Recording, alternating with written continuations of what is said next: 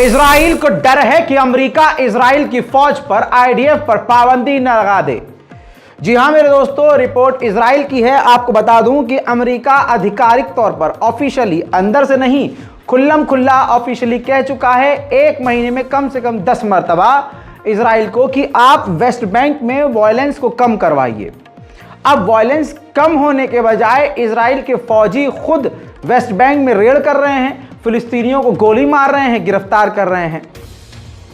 यही काम करने से बार बार ऑफिशियली अमेरिका मना कर रहा है। अब बहुत जल्द दोनों देशों के बीच, इजराइल और अमेरिका के बीच मीटिंग होने वाली है, जिसमें नेतन्याहू की कोशिश ये होगी कि इजराइल की फौज पर अमेरिका पाबंदी ना लगा दे। क्योंकि अगर अमेरिका ने छोटी मोटे भी प्रतिबंध इजराइल की फौज पर लगाए तो जैसे तैसे करके भी पाबंदी कुछ न कुछ लगने के बाद पैसा, फंडिंग और इन्वेस्टमेंट अमेरिका को कम करनी पड़ जाएगी इजराइल की फौज के लिए। और अमेरिका की पाबंदी अगर इजराइल पर लगती है तो इजराइल के लिए बड़ा झटका होगा, क्योंकि वो उसका अपना है और जब अपने ज़रा सा भी खिलाफ होते हैं तो दिक्कत आती ही है। अब देखना यह है कि आगे होगा क्या। वहीं इजराइल को तगड़ा झटका निकारागुआ ने भी दे दिया है। निकारागुआ ने साउथ अफ्रीका से आधिकारिक तौर पर कह दिया है कि आपने इजराइल के खिलाफ जो अंतर्राष्ट्रीय कोर्ट ऑफ जस्टिस में केस किया है, हम उसमें आपका साथ देंगे। दोस्तों, जैतून जो होता है, जैतून का दरख्त और ऑलिव जो होता है, वो फिलिस्तीन की निशानियों में गिना जाता है। फिलिस्तीन में सबसे ज़्यादा ऑलिव ऑयल के ट्री होते हैं। आपको बता दूं कि ब्राज़ील के राष्ट्रपति अपने ही देश ब्राज़ील में मौजूद फिलिस्तीन की एम्बेसी पहुंचे और उन्होंने ऑलिव का ट्री लगाया। जी हाँ मेरे दोस्तों, आपको बताना चाहूँगा कि फिलिस्तीन के एम्बेसडर के साथ मिलकर उन्होंने ये काम किया।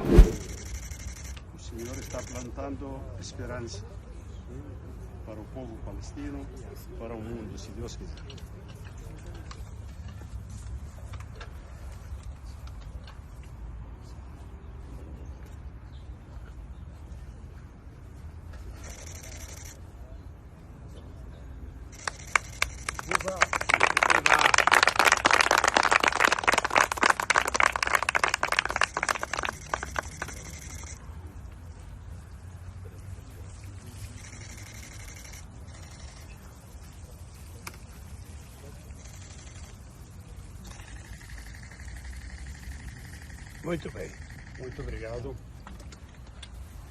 Vou voltar daqui.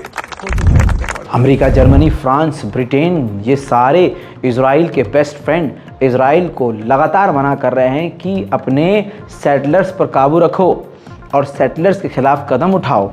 फिलिस्तीनियों पर जो वो हमला कर रहे हैं, इससे आपकी इमेज पर बहुत ज़्यादा फ़र्क पड़ रहा है। लेकिन इजराइल जानबूझकर उनको कुछ नहीं कह रहा है, जिसकी वजह से उस पर प्रतिबंध लग सकते हैं। लेकिन इन तमाम चीज़ों के बावजूद अभी भी इजराइल सेटलर्स को कुछ नहीं कह रहा है, जिसकी वजह से एक बार फिर से आज फिलिस्तीनियों के इलाके में यहूदी सेटलर्स ने हमला किया है।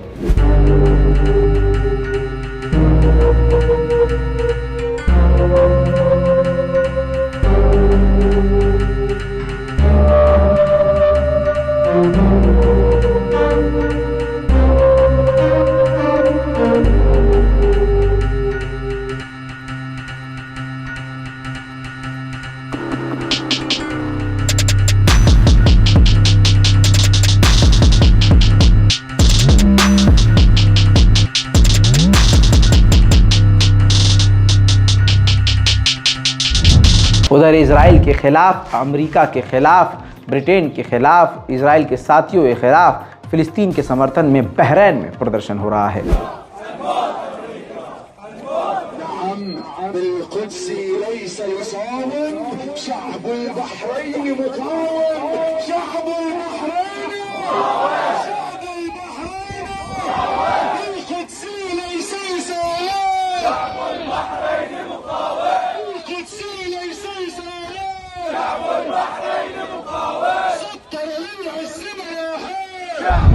ऐसा नहीं है कि सिर्फ अरब देश ही बोल रहे हैं।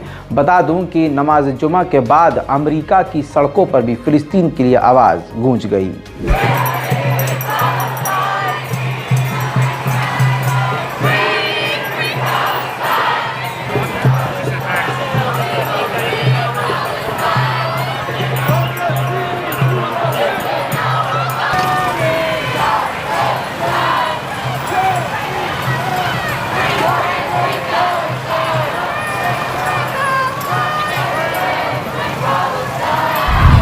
अब आखिरकार दुनिया का रुख देखते हुए, आने वाले चुनाव की हवा को देखते हुए बाइडन के जिस्म में कपकपी छाई और जबान से लड़खड़ाते हुए अगले को बोलना पड़ गया कि गाज़ा के अंदर इनोसेंट लोग मारे जा रहे हैं, लाखों लोग भूखे हैं, हालात बिगड़ रहे हैं, ये सब रुकना चाहिए। वहीं दूसरी तरफ यही अमेरिका है जो लगातार जेनोसाइड को बढ़ावा दे रहा है। वहीं आपको बता दूं कि दुनिया भर की एम्बेसी को इजराइल ने अलर्ट कर दिया है। अपनी जहां जहां जिस भी देश पे उसकी एम्बेसीज हैं, सबको अलर्ट जारी कर दिया है कि आपकी एम्बेसी पर यानी हमारी एम्बेसी पर हमला हो सकता है, अलर्ट रहिएगा। वहीं अमेरिकी इंटेलिजेंस का दावा है कि इजराइल ने हमास की ताकत को कम तो कर दिया है, कैपेबिलिटीज को कम तो कर दिया है, लेकिन अभी भी हमास को मिटा नहीं पाया और उसको खत्म कर पाना मुश्किल है। यूएन के एक्सपर्ट ने बड़ी बात कही। यूएन के एक्सपर्ट ने कहा कि वेस्ट बैंक फिलिस्तीन के इलाके में हुलिया बदलकर इजराइल के फौजी अस्पतालों में जाकर फिलिस्तीनियों को जो गोली मार रहे हैं, यह वॉर क्राइम हो सकता है, जांच इसकी होनी चाहिए। अमेरिका ने जानकारी दी है कि उसके सीरिया और इराक पर जो ऑपरेशन थे वो काफी कामयाब रहे हैं। इस हमले में ईरान के जो समर्थक ग्रुप हैं उससे जुड़े हुए 40 लड़ाके मारे गए हैं। वहीं अमेरिका और इराक की दूसरी मीटिंग कंप्लीट हो चुकी है, जिसमें इराक ने फिर से मांग रखी है कि इराक की सरजमीन से अमेरिकी फौजियों को तुरंत निकलना होगा। उधर कनाडा की मेंबर ऑफ पार्लियामेंट ने हिम्मत दिखाते हुए पार्लियामेंट में सवाल खड़े कर दिए और कह दिया अपने ही सरकार की, अपने ही देश की सरकार की पूरी तरह से विरोध में उतरकर उन्होंने कहा कि जिस तरह से हमारी कैनेडियन गवर्नमेंट ने UNRWA जो फिलिस्तीन के लिए हम फंड करते हैं, उसकी फंडिंग रोक कर गाजा को और मुसीबत में डाल दिया है। BBC reported that the Liberals made the decision to suspend life-saving funding to UNRWA without seeing any evidence of allegations or waiting for the results of the independent investigation. UNRWA is the only organization that can reach Palestinians in Gaza who are starving and who are being killed in the tens of thousands. And this government cut life-saving support.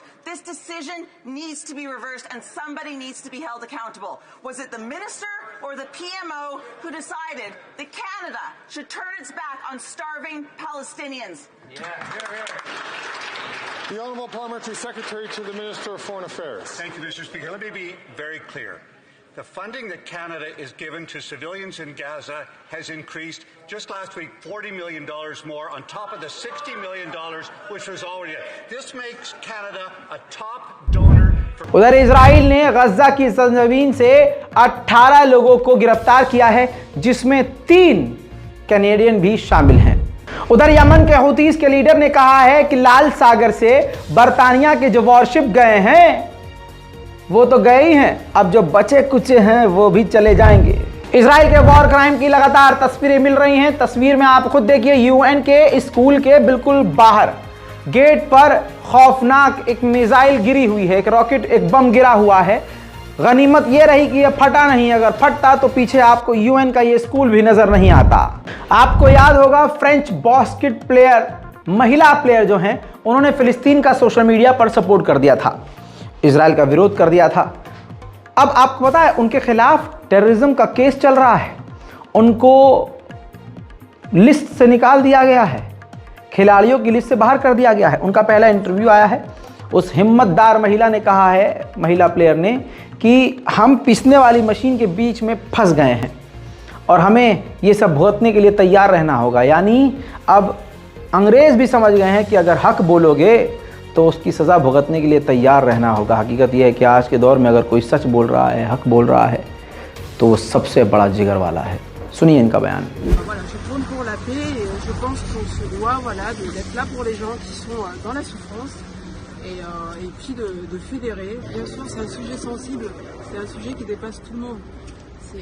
On est pris dans une machine à broyer, donc voilà, il faut être prêt à en subir les conséquences, malheureusement. J'ai rendu mes comptes avec Paris 2024, la sanction elle a été claire. J'aurais dû garder mon droit de neutralité, donc il n'a jamais été voilà, une question antisémite ou quoi que ce soit. Pas pour justifier quoi que ce soit, je condamne tout en fait acte de violence. Je ne suis pas pour la violence, voilà, mais c'est important de comprendre le contexte en fait pour pouvoir aider et aussi d'expliquer que voilà, est-ce qu'il y a une autre issue en fait que la violence. Donc j'aurais dû effectivement garder mon droit de... मेरे दोस्तों, मुसलमानों की पीठ में छुरा घोंपने वाला कोई और नहीं होता। हज़रत इमाम हुसैन का कातिल कोई यहूदी नहीं था, कोई हिंदू नहीं था, कोई ईसाई नहीं था, वो मुसलमान था। हैं? यजीद कौन था? शिम्र कौन था? हुरमुला कौन था? हैं? ये सब कौन थे? ये मुसलमान थे ना, कोई यहूदी तो नहीं थे। हैं? आज भी मुसलमानों की पीठ में छुरा घोंपने वाला कोई और नहीं, खुद मुसलमान है। इजिप्ट, जहाँ सारी दुनिया ने इजराइल से मुँह फेरा हुआ है, यमन ने रिस्क लिया है, अपनी जान हथेली पर लेकर लड़ रहे हैं, वहाँ बड़ा नुकसान होने लगा था इजराइल को कि साजो सामान की कमी हो रही थी, महंगाई बढ़ रही थी, उस पर प्रेशर हो रहा था, जीडीपी डाउन हो रही थी। आखिरकार इजिप्ट, एक अरब मुस्लिम देश, इजराइल के सपोर्ट में आया। आपकी स्क्रीन पर सबूत है, बिना सबूत के रज़ाकाराफी कुछ बोलता नहीं। आपकी स्क्रीन पर देखिए, कई सारे इजिप्ट के समुद्री जहाज़ साजो सामान लेकर बिल्कुल एकदम ठसाठस होकर तेज़ी से इजराइल की तरफ रवाना हो रहे हैं। यानी अपने सगे भाई से भी बढ़कर इजराइल जैसे भाई की मदद के लिए इजिप्ट तैयार है। इजिप्ट के लिए बलगम वाला थूक रखिए और बाहर घर से निकलिएगा तो इजिप्ट का नाम लेकर थूकिएगा। इस रिपोर्ट को शेयर कीजिए, दुआओं में याद रखिए और इंतज़ार कीजिए हमारे अगले अपडेट का। और जैसा मैं आपको बता चुका हूँ, फिर से दिखा रहा हूँ, ये तस्वीर देख लीजिए। ह्यूमन एड फाउंडेशन गाज़ा के लोगों का हाल देखिए, फंडिंग रोक दी गई है। ऐसे में एक संगठन है हमारे यहाँ जिसकी गारंटी खुद मैं ले रहा हूँ, ह्यूमन एड फाउंडेशन, जो पहले भी आप लोगों की मदद लेकर ये जा चुके हैं। अब कुछ मदद हमारे पास आ चुकी है ह्यूमन एड फाउंडेशन के द्वारा। रज़ाकाराफी के व्यूवर्स ने काफ़ी ज़्यादा मदद पहुंचाई है। मेरी कोशिश ये है कि अगर आपने मेरे चेहरे पर फंडिंग की है तो इंशाल्लाह ह्यूमन एड फाउंडेशन के तमाम मेंबरों के साथ कोशिश यही रहेगी कि मैं खुद आपका ये नौकर रज़ा खुद आपकी फंडिंग को अपने हाथों से भारत की राजधानी में मौजूद फ़िलिस्तीन की एम्बेसी में फ़िलिस्तीन के एम्बेसडर के हाथ में दे। दोस्तों, वो तस्वीर भी मैं जारी करूंगा। उम्मीद करता हूं कि आपकी स्क्रीन पर ये जो स्कैनर है, यूपीआई और बैंक अकाउंट डिटेल, अगर आप मदद करना चाहते हैं जल्द से जल्द मदद भेजिए ताकि हम वो मदद लेकर फ़िलिस्तीन तक खुद अपने हाथों से पहुंचा सके। रिपोर्ट को शेयर ज़रूर कीजिएगा, दुआओं में याद रखिए, इंतज़ार कीजिए हमारे अगले अपडेट का। तब तक के लिए जय हिंद।